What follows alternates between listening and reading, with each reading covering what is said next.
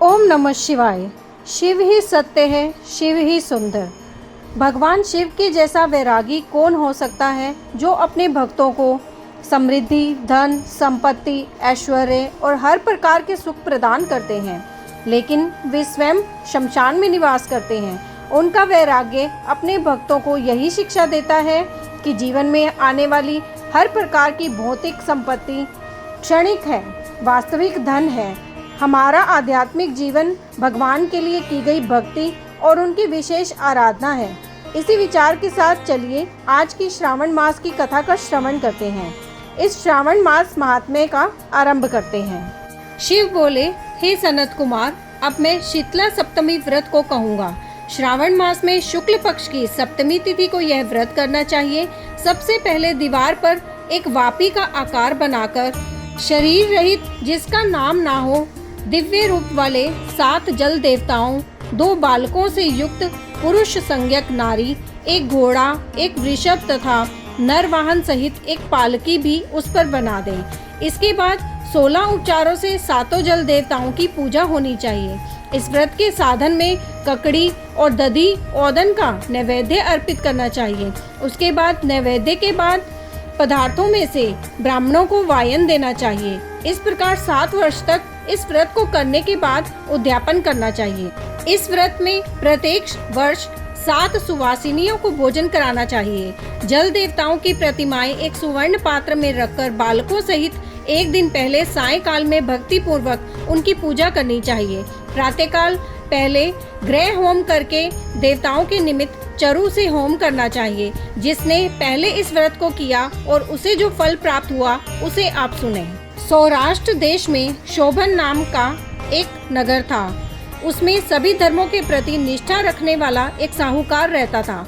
उसने जल रहित एक अत्यंत निर्जन वन में बहुत पैसा खर्च करके शुभ तथा मनोहर सीढ़ियों से युक्त पशुओं को जल पिलाने के लिए सरलता से उतरने चढ़ने योग्य दृढ़ पत्थरों से बंधी हुई तथा लंबे समय तक टिकने वाली एक बावली बनाई। उस बावली के चारों ओर थके राहीगरों के लिए विश्राम के लिए अनेक प्रकार के वृक्षों से शोभायमान एक बाग लगवाया, लेकिन वह बावली सूखी ही रह गई और उसमें एक बूंद पानी नहीं आया। साहूकार सोचने लगा कि मेरा प्रयास व्यर्थ हो गया और व्यर्थ ही धन खर्च किया। इसी चिंता में विचार करता हुआ वह साहूकार रात में वहीं सो गया। तब रात्रि में उसके स्वप्न में जल देवता आए और उन्होंने कहा कि हे धनत, जल के आने का उपाय तुम सुनो। यदि तुम हम लोगों के लिए आदर पूर्वक अपने पौत्र की बलि दो तो उसी समय तुम्हारी ये बावली जल से भर जाएगी।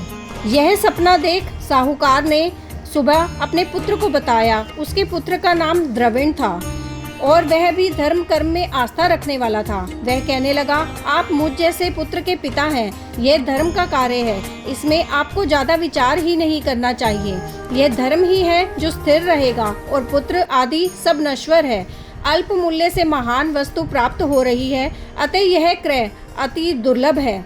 इसमें लाभ ही लाभ है। शीतांशु और चंडांशु मेरे 2 पुत्र हैं। इनमें शीतांशु नामक जो ज्येष्ठ पुत्र है उसकी बलि बिना कुछ विचार किए आप दे दें, लेकिन पिताजी, घर की स्त्रियों को कभी यह रहस्य ज्ञात नहीं होना चाहिए। उसका उपाय ये है कि इस समय मेरी पत्नी गर्भ से है और उसका प्रसव काल भी निकट है, जिसके लिए वह अपने पिता के घर जाने वाली है। छोटा पुत्र भी उसके साथ जाएगा। हे तात, उस समय यह कार्य निर्विघ्न पूर्वक रूप से संपन्न हो जाएगा। पुत्र की यह बात सुनकर पिता उस पर अत्यधिक प्रसन्न हुए और बोले, हे पुत्र, तुम धन्य हो और मैं भी धन्य हूँ जो कि तुम जैसे पुत्र का मैं पिता बना। इसी बीच सुशीला के घर से उसके पिता का बुलावा आ गया और वह जाने लगी। तब उसके ससुर तथा पति ने कहा कि यह ज्येष्ठ पुत्र हमारे पास ही रहेगा, तुम इस छोटे पुत्र को ले जाओ। इस पर उसने ऐसा ही किया। उसके चले जाने के बाद पिता पुत्र ने उस बालक के शरीर में तेल का लेप किया और अच्छी प्रकार स्नान कराकर सुंदर वस्त्र तथा आभूषणों से अलंकृत करके पूर्वाषाढ़ा तथा शतभिषा नक्षत्र में उसे प्रसन्नता पूर्वक बावली के तट पर खड़ा किया और कहा कि बावली के जल देवता, इस बालक के बलिदान से आप प्रसन्न हो।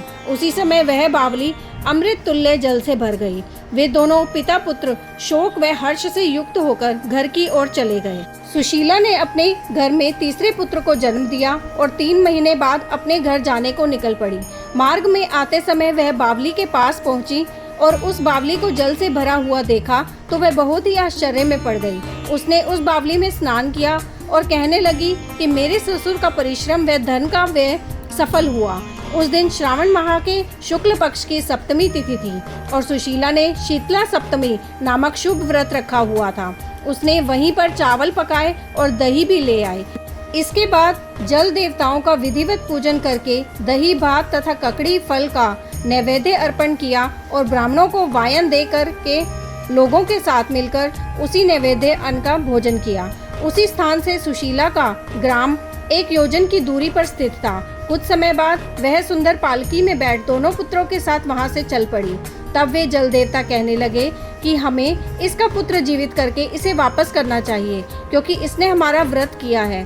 साथ ही ये उत्तम बुद्धि रखने वाली स्त्री है। इस व्रत के प्रभाव से इसे नूतन पुत्र देना चाहिए। पहले उत्पन्न पुत्र को यदि हम ग्रहण किए रह गए और तब हमारी प्रसन्नता का फल ही क्या। आपस में ऐसा कहकर उन दयालु जल देवताओं ने बावली में से उसके पुत्र को बाहर निकालकर माता को दिखा दिया और फिर उसे विदा किया। बाहर निकलकर वह पुत्र माता माता पुकारता हुआ अपनी माता के पीछे दौड़ पड़ा।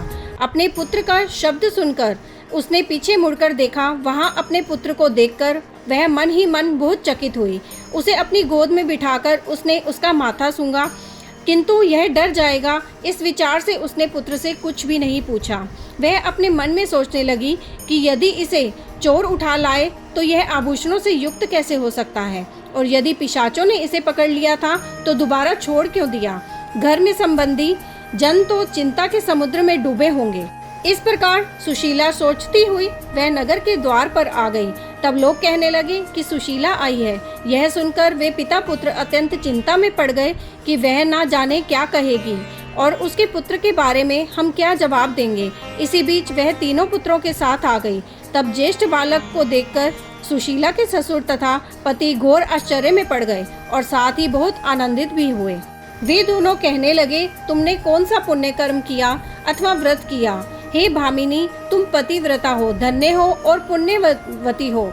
इस शिशु को मरे हुए 2 माह बीत चुके हैं और तुमने फिर से इसे प्राप्त कर लिया और वह बावली भी जल से परिपूर्ण है। तुम एक पुत्र के साथ अपने पिता के घर गई थी, लेकिन वापस तीनों पुत्रों के साथ आई हो। हे सुभ्रु, तुमने तो कुल का उद्धार कर दिया है। हे शुभानने, मैं तुम्हारी कितनी प्रशंसा करूं। इस प्रकार ससुर ने उसकी प्रशंसा की, पति ने उसे प्रेम पूर्वक देखा और सास ने उसे आनंदित किया। उसके बाद उसने मार्ग के पुण्य का समस्त वृत्तांत सुनाया। अंत में उन सभी ने मनोवांछित सुखों का उपभोग करके बहुत आनंद प्राप्त किया।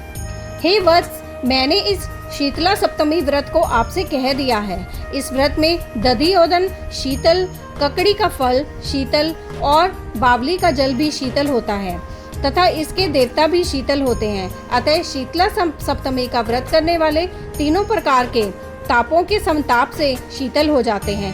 इसी कारण से यह सप्तमी शीतला सप्तमी इस यथार्थ नाम वाली है। इस प्रकार श्री स्कंद पुराण के अंतर्गत ईश्वर सनत कुमार संवाद में श्रावण मास महात्म्य में शीतला सप्तमी व्रत कथन नामक 16वां अध्याय पूर्ण हुआ। यही ये कथा समाप्त होती है। आगे की और कथा सुनने के लिए आपके अपने चैनल एस्ट्रो नॉलेज को सब्सक्राइब कर लीजिए, ताकि आने वाली वीडियोस के नोटिफिकेशन आपको मिल सकें। ओम नमः शिवाय।